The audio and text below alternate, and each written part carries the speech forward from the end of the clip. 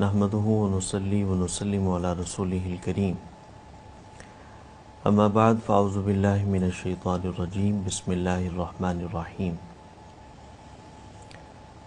ما كان محمد ابا احد من رجالکم ولكن رسول اللہ وخاتم النبیین وكان اللہ بكل شيء عليما وقال النبی صلی اللہ علیہ وآلہ وسلم انا خاتم النبیین لا نبی بعدی وقال علیہ الصلاۃ والسلام انہ سیکون فی امتی ثلاثون دجالون کلہم یزعم انہ نبی انا خاتم النبیین لا نبی بعدی صدق اللہ العظیم وصدق رسولہ النبی الکریم ونحن علی ذلک لمن الشاہدین والشاکرین والحمد للہ رب العالمین۔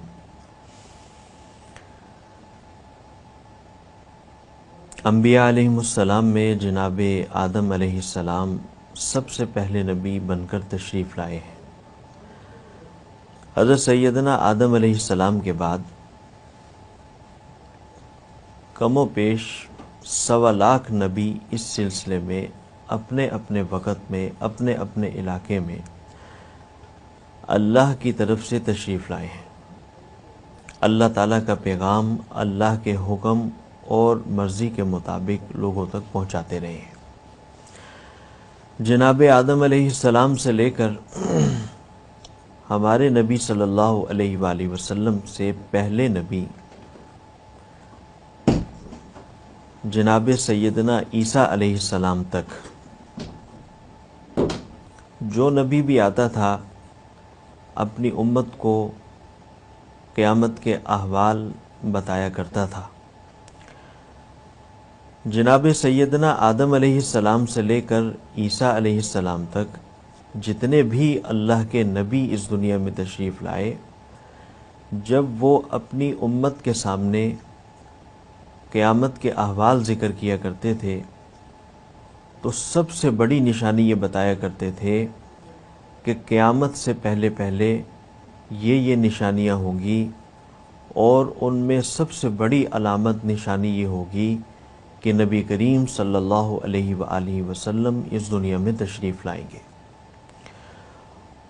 وہ انبیاء گزشتہ یہ بتایا کرتے تھے کہ دیکھ لو، سن لو، جب آخری نبی تشریف لائیں گے تو سمجھ لینا کہ قیامت بالکل نزدیک ہو جائے گی۔ اب یہ سلسلہ چلتا رہا، چنانچہ سیدنا عیسیٰ علیہ السلام بھی تشریف لائے۔ ان کے متعلق بھی موجود ہے کہ انہوں نے بھی اپنی امت کے لوگوں کو یہ بتایا کہ آخری نبی تشریف لائیں گے۔ ان کی نشانیاں بھی بتلائی گئی کہ پتھریلی زمین پر تشریف لائیں گے، کھجوروں والی سرزمین پر تشریف لائیں گے۔ وہ تمام نشانیاں بتا کر وہ آسمان دنیا پر اللہ کے ہاں تشریف لے گئے، روح اور جسم کے ساتھ تشریف لے گئے۔ اب آئیے آخری نبی حضرت محمد عربی صلی اللہ علیہ وآلہ وسلم جب تشریف لائے تو علماء اکرام فرماتے ہیں کہ بہت سی روایات ان کو جمع کیا گیا، تو آپ علیہ الصلاۃ والسلام سے بھی صحابہ اکرام نے مختلف مقامات پر یہ سوال کیا کہ اللہ کے نبی یہ فرمائیں کہ اب قیامت کب آئے گی؟ گزشتہ انبیاء تشریف لاتے تھے، ان کے نزدیک ایک بہت بڑی علامت وہ جناب رسول اللہ صلی اللہ علیہ وآلہ وسلم کے آخری ہونے کی ہوا کرتی تھی کہ اب آخری نبی تشریف لے آئیں گے، قیامت نزدیک ہو جائے گی۔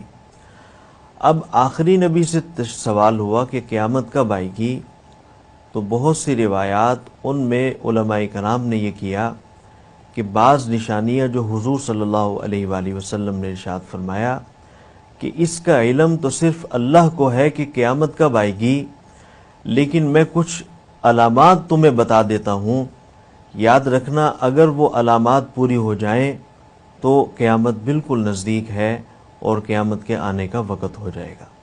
چنانچہ جناب نبی کریم صلی اللہ علیہ وآلہ وسلم نے بہت سی روایات میں علامات قیامت کو ذکر کیا ہے۔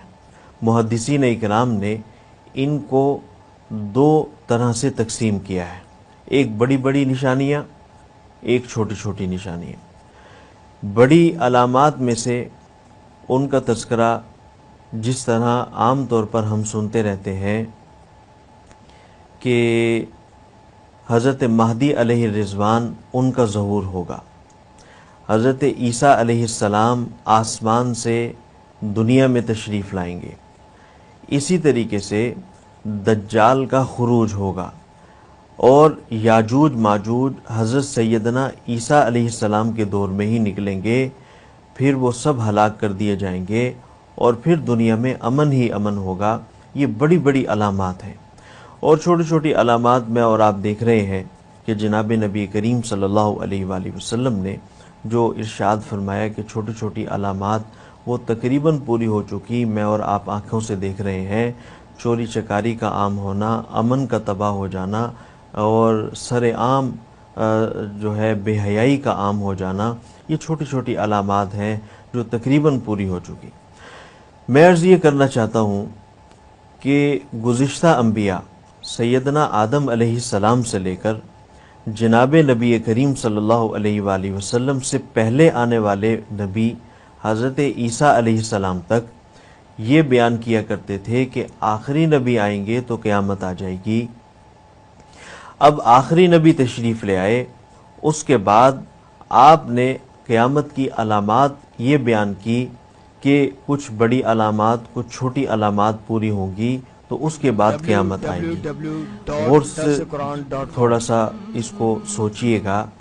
نبی کریم صلی اللہ علیہ وآلہ وسلم نے اپنے متعلق ارشاد فرمایا، اِنَّهُ سَيَكُونُ فِي أُمَّتِي ثَلَاثُونَ كَذَّابُونَ كُلُّهُمْ يَزْعَمُ أَنَّهُ نَبِيٌّ أَنَا خَاتَمُ النَّبِيِّينَ لَا نَبِيَّ بَعْدِي، کہ دیکھو ہوں تو میں ہی اللہ کا آخری نبی، میرے بعد کوئی نبی نہیں آئے گا، لیکن ذہن میں رہے، یاد رکھنا 30 جھوٹے نبی اس دنیا میں آئیں گے، 30 جھوٹے نبی، اور وہ آ کر کہیں گے کہ میں نبی بنایا گیا ہوں۔ چنانچہ ان کی ابتدا دور نبوی صلی اللہ علیہ وآلہ وسلم سے ہو گئی۔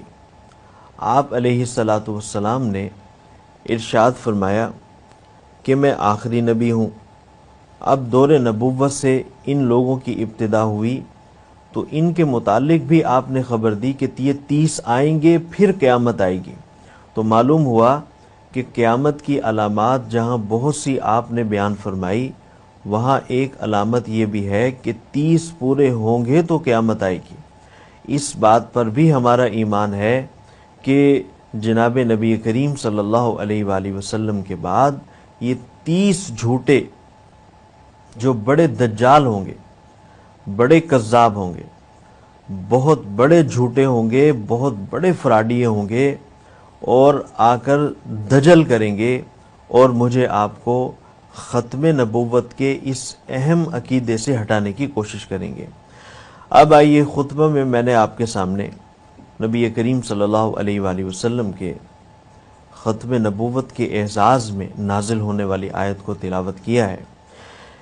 یہ آیت اللہ تعالیٰ نے قرآن کریم کے پارہ نمبر 22 آیت نمبر 40 سورہ احزاب میں ذکر کی ہے۔ اللہ رب العزت نے اس آیت کریمہ میں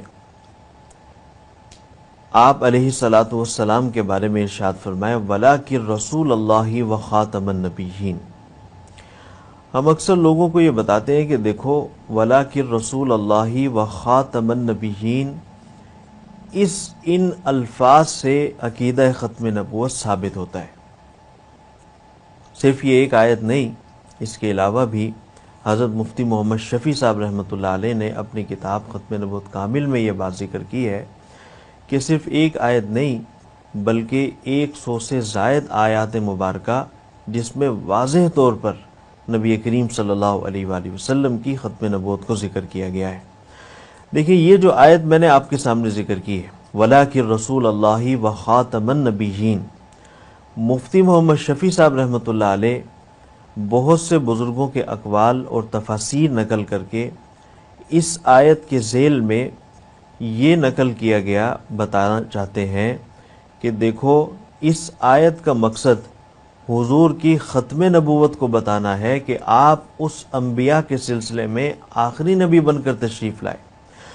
اب کوئی بھی اس آیت سے کیسا بھی مطلب نکالے تو پھر حضرت نے اپنی کتاب ختم نبوت کامل میں یہ چیلنج بھی کیا کہ 1400 سال کے مفسرین الحمدللہ ان کا اس بات پر اتفاق ہے، انہوں نے شرح کی، تفسیر کی، اس کی وضاحت کی، یہی مسئلہ لکھا کہ اس آیت کا مقصد حضور کی خاتمیت کو بتانا ہے، آپ علیہ السلام کی ختم نبوت کو ذکر کرنا ہے، نہ یہ کہ کسی اور مسئلے کو ذکر کرنا ہے۔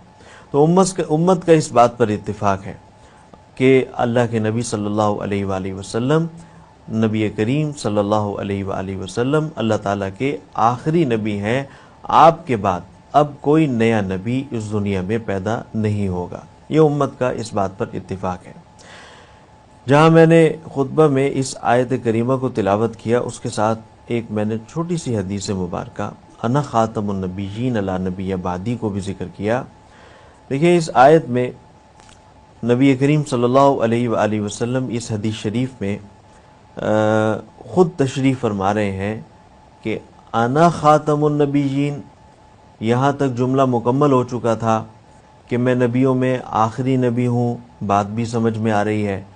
اس کے ساتھ ساتھ آپ نے یہ بھی ارشاد فرمایا لا نبی بعدی، اب میرے بعد کوئی نبی نہیں آئے گا، نبی میں آخری ہوں، اب میرے بعد کوئی نبی نہیں آئے گا، یہ بھی ارشاد فرمایا۔ معلوم تھا کہ اب قیامت تک لوگ ایسے پیدا ہوں گے، 30 جھوٹے دجال اور کذاب آئیں گے جو کہہ سکتے ہیں کہ جناب مجھے نبی بنا کر بھیجا گیا ہے۔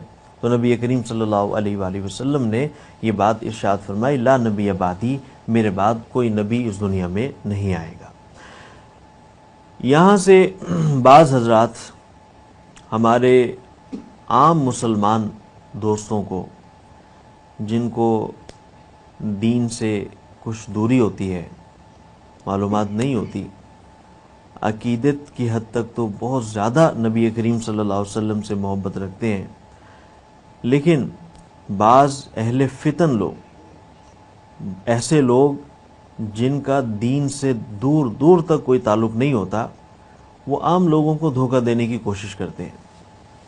ان کا کہنا یہ ہوتا ہے کہ دیکھیں جی، اگر آپ یہ کہتے ہیں کہ نبی کریم صلی اللہ علیہ وسلم کے بعد کوئی نبی نہیں آئے گا، جیسے کہ حدیث شریف میں ہے لا نبی بعدی، تو آپ یہ کیوں کہتے ہیں کہ جناب سیدنا عیسیٰ علیہ السلام تشریف لائیں گے؟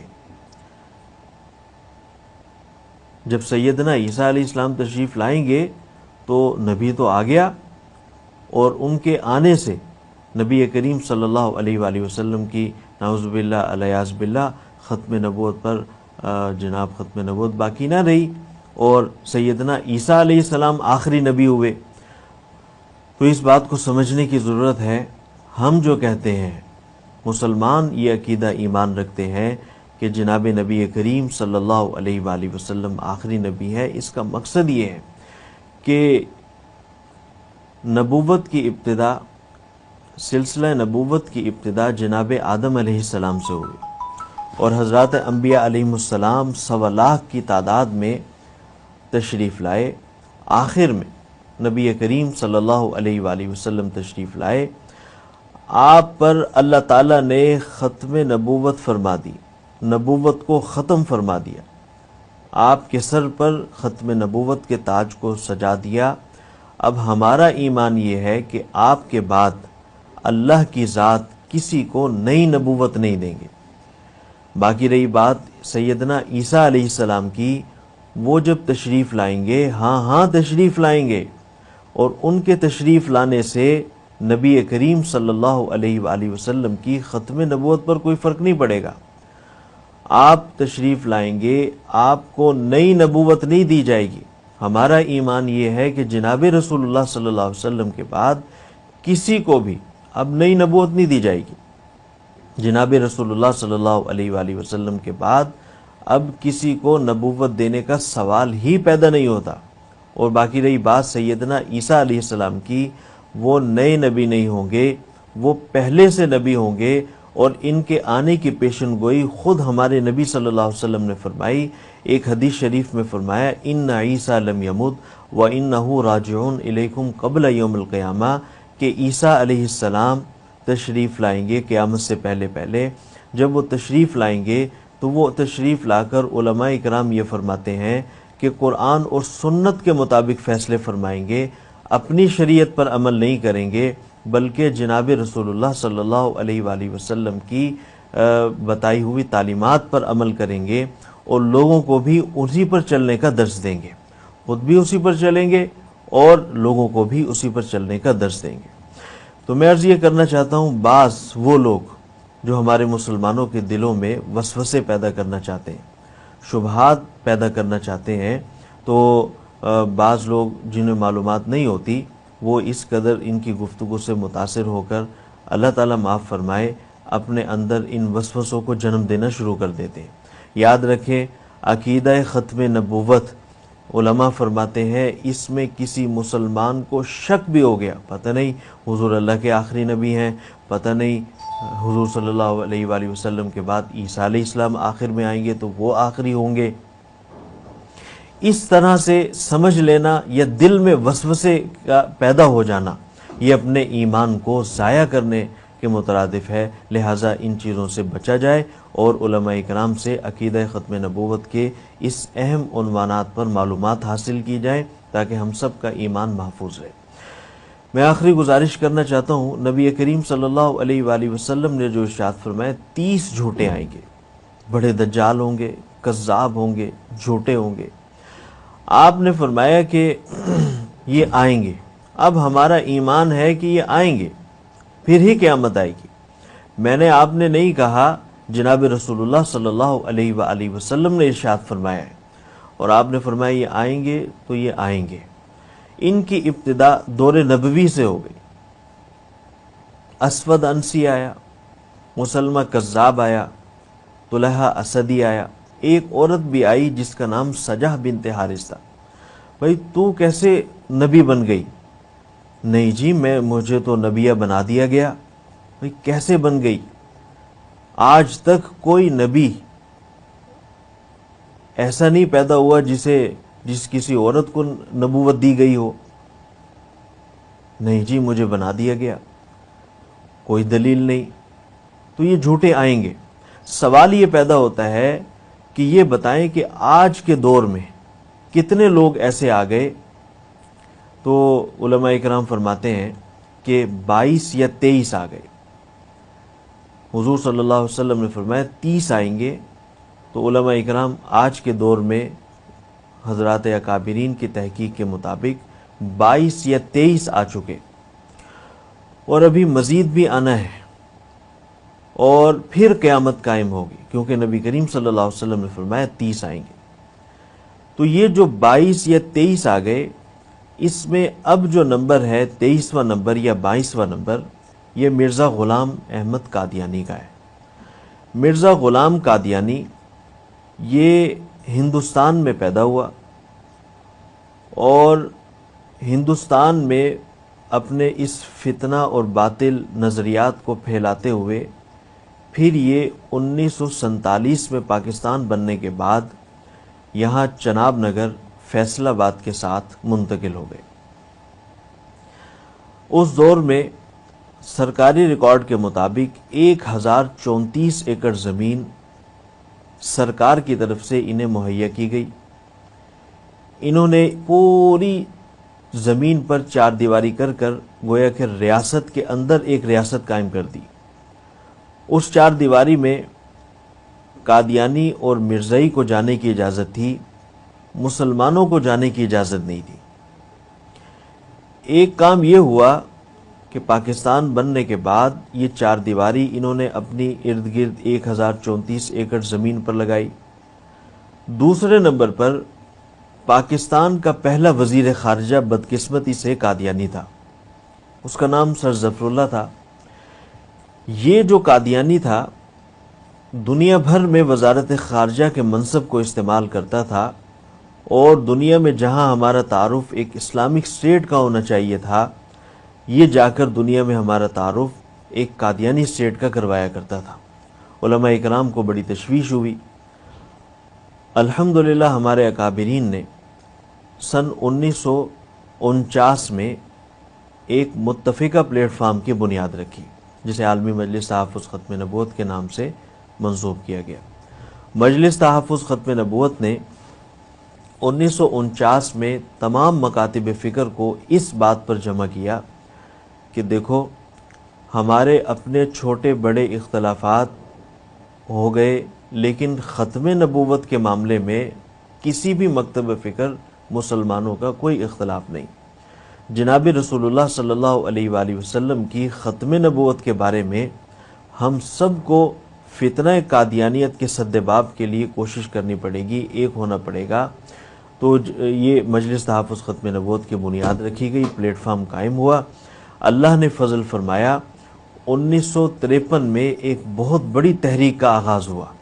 سن 1953 میں یہ تحریک چلائی گئی، جس کے اس تحریک میں 3 عنوانات ایسے رکھے گئے کہ جس کی بنیاد پر تحریک کا آغاز ہوا، اور سن 1953 میں یہ کہا گیا کہ سر ظفر اللہ قادیانی، جس کو وزارت خارجہ کا منصب دیا گیا ہے، اس کو منصب سے ہٹایا جائے۔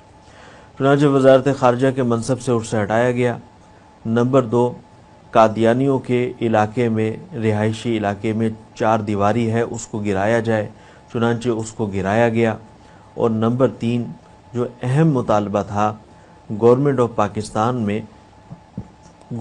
پاکستان کی طرف سے ووٹر لسٹوں کے جو ترتیب تھی، اس میں مسلمان اور قادیانی ایک ہی لسٹ میں شمار کیے جاتے تھے۔ تو سن 1953 میں تیسرا مطالبہ یہ کیا گیا کہ پاکستان میں بننے والی ووٹر لسٹوں میں مسلمان اور غیر مسلمین یعنی قادیانیوں کو علیحدہ حیثیت دی جائے، مسلمانوں کی علیحدہ ووٹر لسٹیں بنائی جائیں اور قادیانیوں کی علیحدہ ووٹر لسٹیں قائم کی جائیں۔ چنانچہ الحمدللہ 53 کی تحریک میں سر ظفر اللہ قادیانی کو وزارت خارجہ کے منصب سے ہٹایا گیا، اور قادیانیوں نے جو اپنی ارد گرد آبادی پر چاروں طرف 4 دیواری کی تھی، اس کو گرایا گیا۔ عام مسلمانوں کو بھی آنے جانے کی اجازت دی گئی، اور پھر یہ تحریک زور پکڑتی گئی۔ دوسری تحریک کا آغاز سن 1974 میں ہوا۔